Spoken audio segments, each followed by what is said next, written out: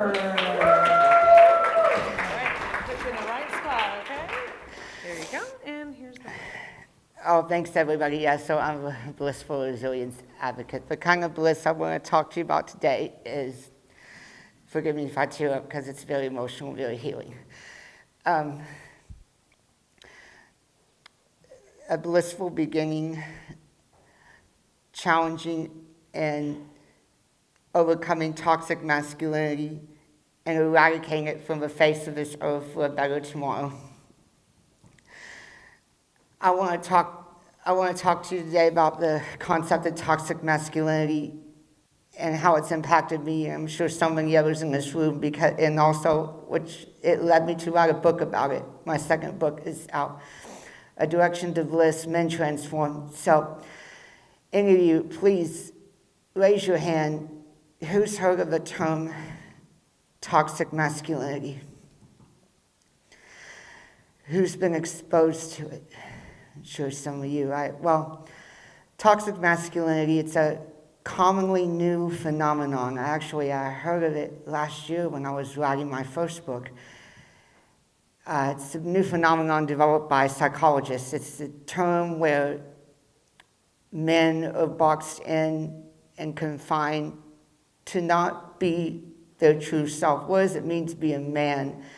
Men are taught to be tough and stoic and not show emotion or vulnerability, and which is very unhealthy because it really affects your psyche. It's affected me. And it also affects women and even children. In this book, A Direction to Bliss, Men Transform, I published it 2 weeks ago before coming here, thanks to Kelly Filardo and my sister helping me with the edits and publishing of a book. And this book is also dedicated to my late 102-year-old grandfather who served in World War II and ran a very successful company and had very healthy masculinity. I lost him in September of 2022, but I know he's looking down. This book is 10 chapters on how to live blissfully as a man. My favorite chapters are chapters 3 and 6. Chapter 3, I go into how to embrace strength, but channel it in a positive way. In other words, turn all the elements of toxic masculinity off whenever you don't need it, such as not speaking in a harsh tone or being very controlling, because I really don't like men who are controlling, because it affects relationships and children on so many levels. It's affected me. Chapter 6 is my favorite because I talk about fatherhood and bliss, on how to live, on how to be a good husband, a good father, because I was a victim of it. My father was really never there for me. He definitely had toxic masculinity, and he affected not just me, but my family and, and so many others. And also, in that book, I put down fictional skits in there on on what I aspire to be, to embody good, healthy masculinity and as a husband and with fatherhood.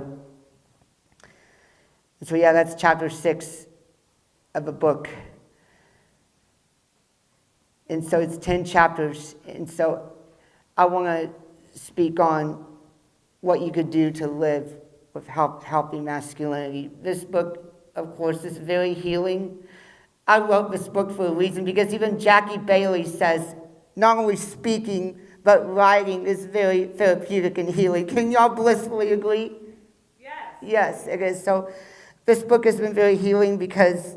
45 seconds left.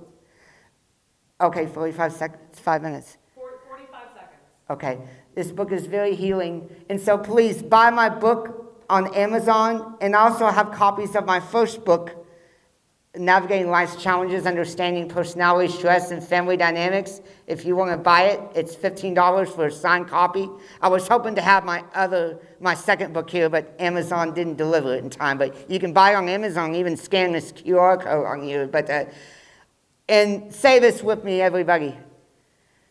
When I'm in bliss, I can overcome anything. Amen. Let's challenge the harmful stereotypes of toxic masculinity for tomorrow. Thank you. All right. Great job, Saylor. Oh, that time was fast. Feedback, please. Yeah, you did perfect. Are you open